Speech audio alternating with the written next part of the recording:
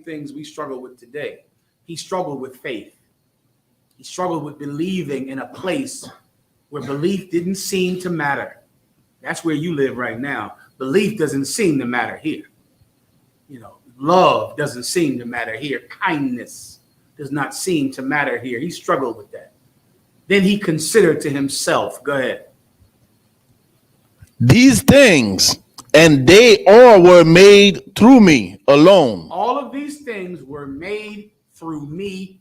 What? Alone. Made through me what? Alone. This is what Ezra's beginning to realize. That all of the hope that Adam and Eve wanted, all of the things that they wished they could go back in time and get, these things are made through you alone. You can do it.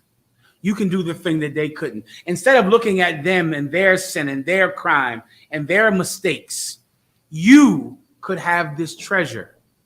You could do it alone.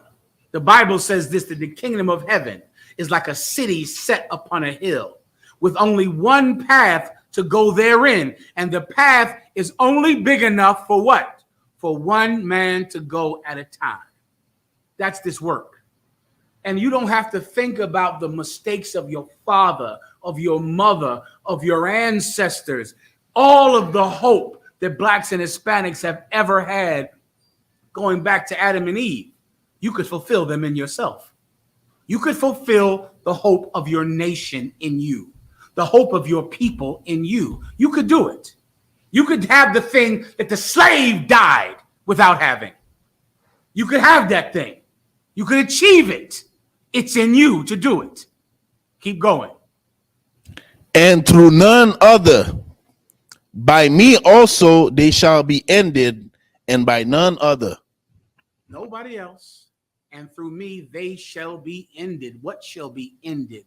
This torment that Adam and Eve went through, that your forefathers went through, that your grandmothers and grandfathers, your abuelo and your abuela have all been through this. What have we always wanted, Levi? A place of our own. What have the Haitian people wanted? What did they fight that revolution for? What are they wanting right now? This island, this place to themselves, without curses, without death, without people ruling over them, without oppression. That is all they wanted. That desire goes back to the Garden of Eden, wanting that. Everyone wants it. Give me another country, the Dominican Republic. My God, how far would you have to go back with your grandmothers and your grandfathers wanting a place of their own, a place without oppression, a place without the Spaniards, without the Catholics, a place where you could eat the fruit from the trees and drink of the rivers without being oppressed. Who were the first people that wanted that? Adam and Eve wanted that. They wanted that and they lost it. If you want it back, the solution is where? You. It's you.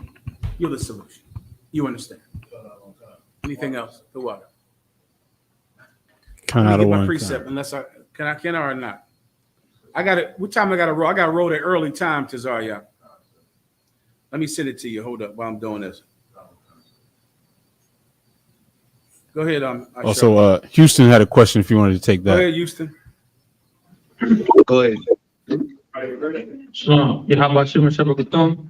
What's going on? If I may, I had two questions. The first question being is, I'm going to start off with context. So, of course, we're going to have the kingdom of heaven, correct? We're going to become rulers of the earth. My question is, how would we go about punishments? Example, how would we go about rape? We have prisons now. Will it be prisons in the kingdom of heaven? How will we go about it? You mean, how will we go out? What will the legal system be like in the kingdom of heaven? I know what concept. The Bible says this, in the kingdom of heaven right now, the Bible says that the fathers have eaten grapes and the children's teeth are set at end, meaning your father ate a grape that was sour, and the child is the one that does this. The child feels the pain from an action that the father did. The Bible says in the kingdom of heaven it will not be so, but every man will pay for his own crime. Right now, that's not what's happening. You were born into that city. Where were you born at? What city were you born in? So like in Mexico City, sir. Mexico City. What kind of city was that to be born in? It's the fourth most populated city in the world. It's super, the way to describe it, ruthless, prevalent with crime. And in certain parts of Mexico City, you can't leave your vehicle for more than 5-10 minutes because they'll have it pieced apart. So Now, it's why were pretty. you born there? So like, what was that? Why were you born in Mexico City? That's because that's where all my ancestors, where where my family was raised, where all my family has descended from when we came over from Israel. You didn't do anything to be born in Mexico City, right? Concept. Right. Your family, they lived in Mexico City. Someone else did something maybe 100 years ago. And because of that, you were born in that terrible environment, correct? Concept. Well, in the kingdom of heaven, it won't be like that. Imagine we're all born in the perfect environment, all of us.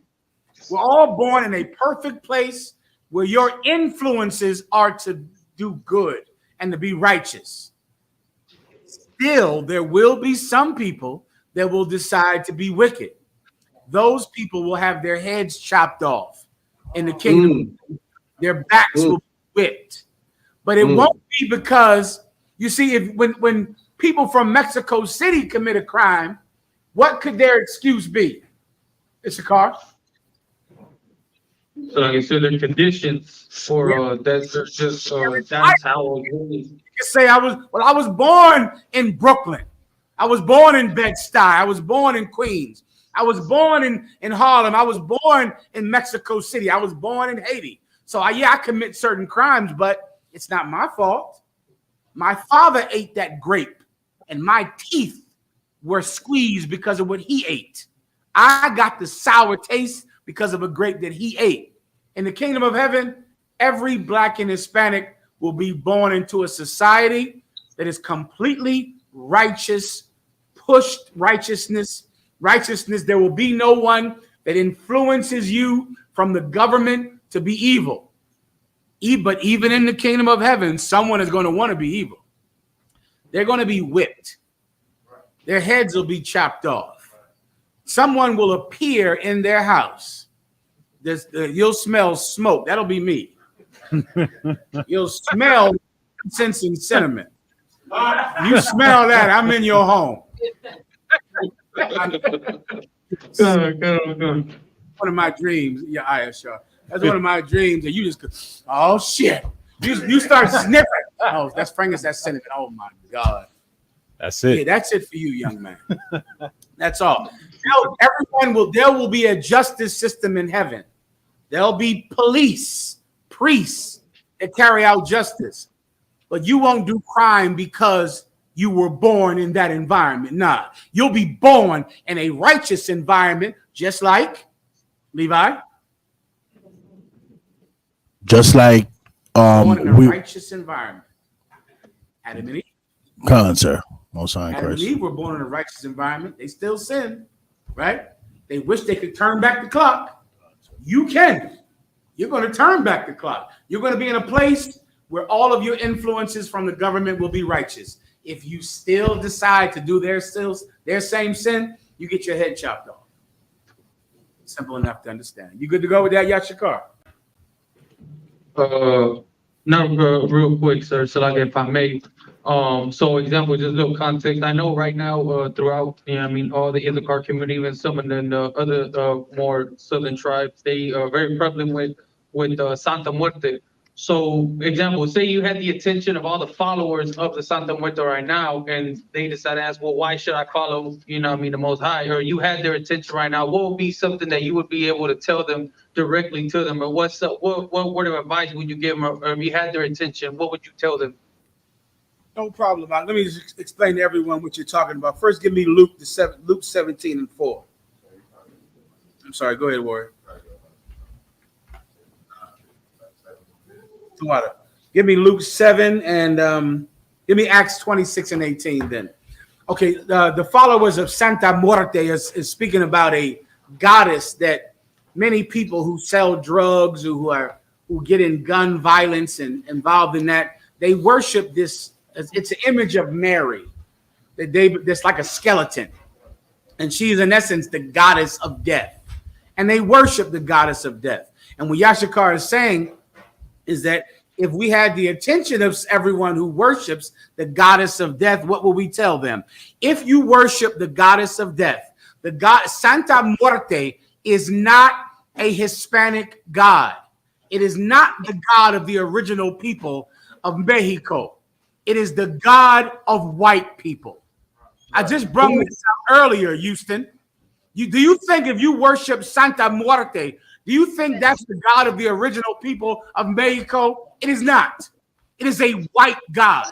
Mary, your belief in Mary comes from the Roman Catholic Church. And there was a religion that rules your people to this day. And that religion killed the original people of Mexico.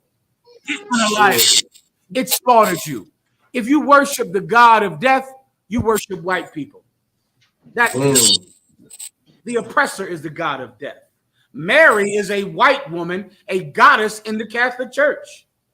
She's the goddess of death because the people that worship Mary killed the Mexicans. That's who murders you. And now you think that you're worshiping some God that wants you to kill Mexicans. Someone killed Mexicans before you, young man. White people, the Catholics. You're no different than the Crips and the Bloods who think they're killing for red and blue, when really they're killing for America. The people that worship Santa Muerte are killing for the Catholic Church. They're killing for the Romans. They're killing for the Spaniards. Murder is a white culture. It is not the culture of the Mexicans to murder each other. It's the culture of the Catholic Church. Give me this, please. Read this. Carl, you said something? No, sir. Can you imagine the Mexicans now have a woman god who looks like a skeleton, and this goddess coincidentally wants them to do the same thing the Catholics did to them? That's a big coincidence.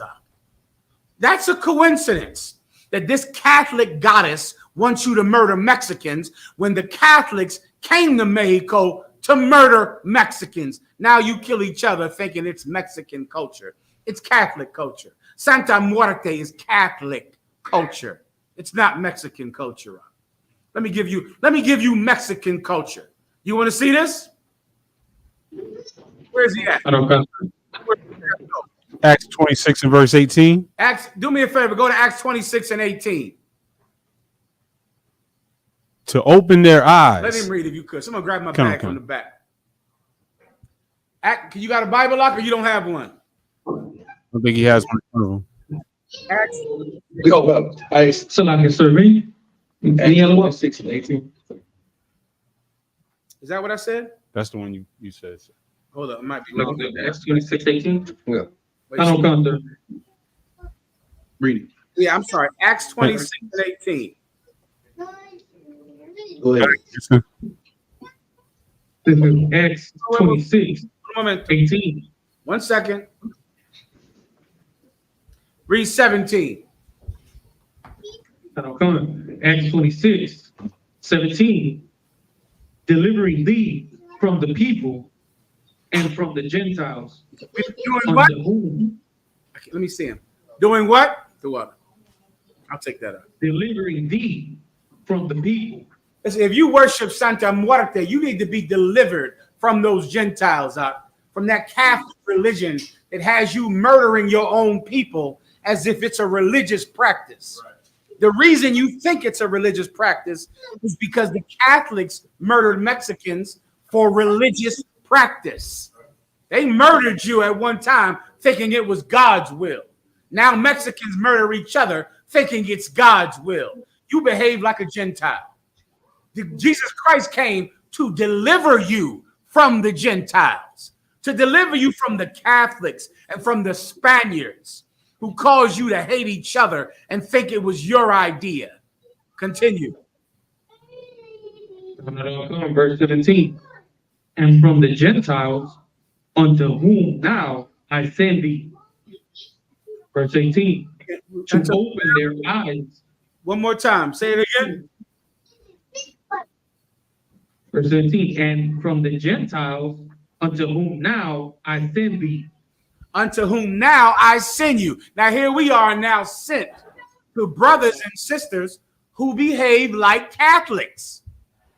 Those are the people who worship Santa Muerte. That's why the brother asked this question. Now here we are. Now we have to go teach people who act like white people. We got to teach. We got to go to California under Captain Gadalhar, Captain Cuomo, and we have to teach blacks and Hispanics who act like white people.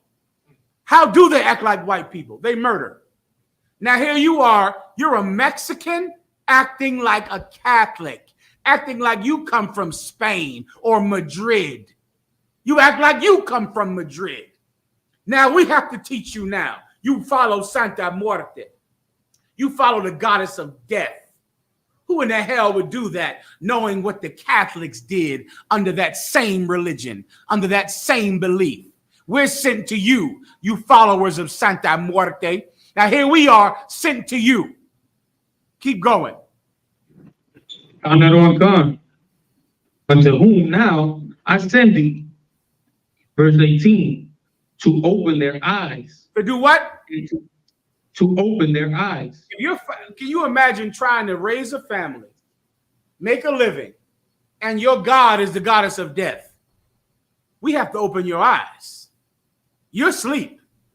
Don't you see what happened to your family, to your cousins, to your brothers? You know what's going to happen to your children, don't you?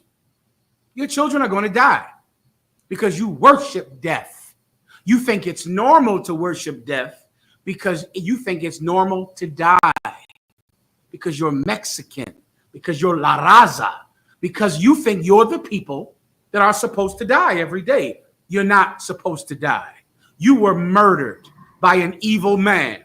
You began to worship murder, thinking you had nothing else in life but dying. Your children are going to die unless we open your eyes. Continue. It's on the weapon. Go ahead. To open their eyes and to turn them from darkness to light. And to do what? To turn them from darkness to light. Let me tell you, brothers out there that are so stupid and lost, you worship some goddess of death. You're going to die if you worship death, right? What if you worship the God of the living? Then you would live. Your children would live. Don't continue in the murder of your people. Don't celebrate the murder of your people.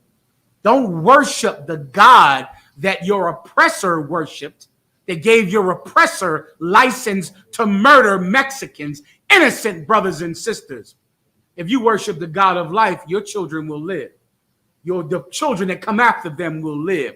We're here to open your eyes so you can see the light and you can come out of darkness. Anything else? So like, sir, you're addressing me? Is there any- Look, is there any more left to the verse? Fine. But if I had any other questions, last, sir. If I could, now, once you break this down to them, primeramente Dios, then they might understand. Then they might see. All right, with that, y'all